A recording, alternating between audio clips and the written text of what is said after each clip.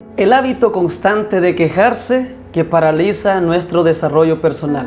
¿Qué tal amigos? Yo soy Crescencio Salinas, psicólogo, y hoy vamos a hablar de la queja. Los efectos negativos que tiene en nuestra psicología este hábito que muchas veces nos paraliza, detiene nuestro desarrollo personal. Así que bienvenidos a este segmento de Salud Mental Sin Límites con Crescencio Salinas.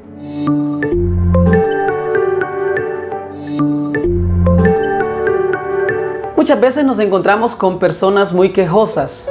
Se quejan de su trabajo, se quejan de su familia, se quejan de lo que sucede en el país, se quejan de lo que sucede en el mundo entero, se quejan de diversas situaciones y muy poco los va a ver usted agradeciendo por lo que Dios les permite en su día a día. Hoy conoceremos qué es la queja, en qué consiste y cuáles son sus efectos. En primer lugar, decimos que la queja desde la psicología es una de las maneras de expresar nuestras frustraciones. El dolor interior que llevamos es una de las maneras de proyectar y expresar aquello que no nos hace sentir bien. Sin embargo, la queja, aunque en ocasiones puede servirnos como una herramienta para poder sacar nuestras frustraciones, también la queja, cuando la convertimos en un hábito constante, puede paralizar nuestro desarrollo personal. En este día vamos a pensar un poco en aquellas quejas constantes que ponemos nosotros en nuestro día a día. Piense en este momento, analice usted en este momento cuáles son aquellas quejas constantes que a usted le sirven como excusa para no desarrollarse intelectual, psicológica o espiritualmente o socialmente también. Piense un poco en ello. Ahora bien, si bien es cierto, la queja nos sirve como una herramienta saludable para expresar o descargar nuestras emociones, también la queja puede provocarnos mucho daño cuando la utilizamos solamente desde el sentido negativo. La pregunta es, ¿por qué nos quejamos? Nos quejamos por diversas razones. Primero, porque lo hemos aprendido, porque desde muy pequeños en nuestra familia escuchamos a papá, a mamá quejarse constantemente y aprendimos que es común quejarse.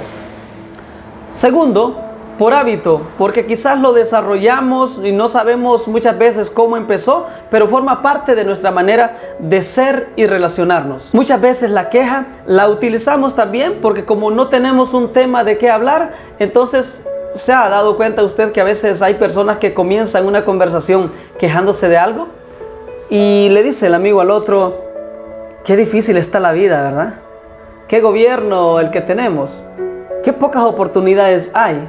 Y muchas maneras de comenzar una conversación utilizando la técnica de la queja. También muchas veces porque tendemos a ser pesimistas. Cuando vemos todas las cosas desde una perspectiva negativa, entonces la queja se convierte en un hábito, el cual después es difícil sacarlo de nuestra cabeza. Muchas veces la queja también es porque somos perfeccionistas y exigentes tanto con nosotros mismos como exigentes con los demás. Nos centramos solamente en los aspectos negativos de nuestra vida o nos centramos también solamente en los aspectos negativos de la otra persona y solamente estamos viendo cómo hacen las cosas mal para criticar a los demás o para criticarnos a nosotros mismos. También la queja se da muchas veces por falta de empatía. Empatía es ponernos en los zapatos del otro. Nos quejamos del otro porque quizás no hace las cosas como nosotros deseamos que las haga.